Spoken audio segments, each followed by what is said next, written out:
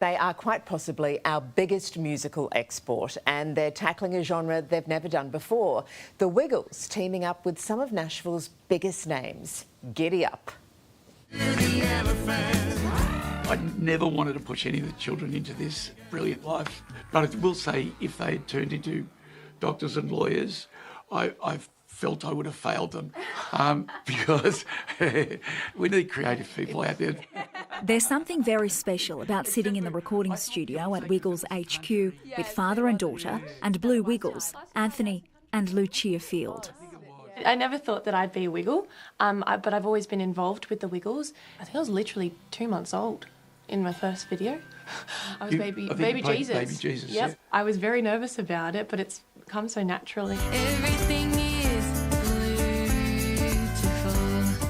You'd be hard-pressed to find a topic the Wiggles don't have a song about. Tonight, on midnight. Or a genre they haven't delved into. But giddy up, because the group's going country. Wiggle up, boots on the ground, wiggle up, go round and round. Wiggle Up, Giddy Up, the single with US country star Dasha, launches tomorrow. She came in, me and Sahai were in here singing with her, and then we were talking about different ideas about the song. We recorded it, filmed it same day. She actually came up with one of the moves. It's called Swinging Doors. Swinging doors! Swinging doors! Along with Dasha, and I have to read the names out because there's so many, Dolly Parton, Lainey Wilson, Morgan Evans, Troy Cassar-Daley, and there are so many others. What is it like to team up with a legend like Dolly Parton? It was incredible to hear Dolly sing on a demonstration track, send 3 or 4 of them over to us. Yeah. We then recorded our music with Dolly's voice, then we put our voices on it, then we sent it back to Dolly, and when she said she loved it, we jumped around hugging each other. Hopefully one day we'll all be playing at Dollywood. Fingers crossed. I overheard you say that you've never spent this much time and dedication to an album, and you've had something like 62 studio albums, not to mention everything else that you've done. Why did this particular album require that extra love? We always try our #1 best to make these albums incredible, but when you performed with Dolly Parton, we stressed over that more. The pressure than ever. is on.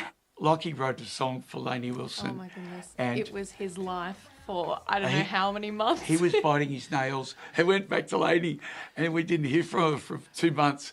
Yeah. And Lockie's going into depression. We go, Lockie, it's okay, mate. It's a great song anyway. But then when it came back, he was so excited. Oh my gosh, he almost cried. Hot potato, hot potato. Sometimes it's the simplest things that make the biggest hits, and don't the Wiggles know it? Potato, potato.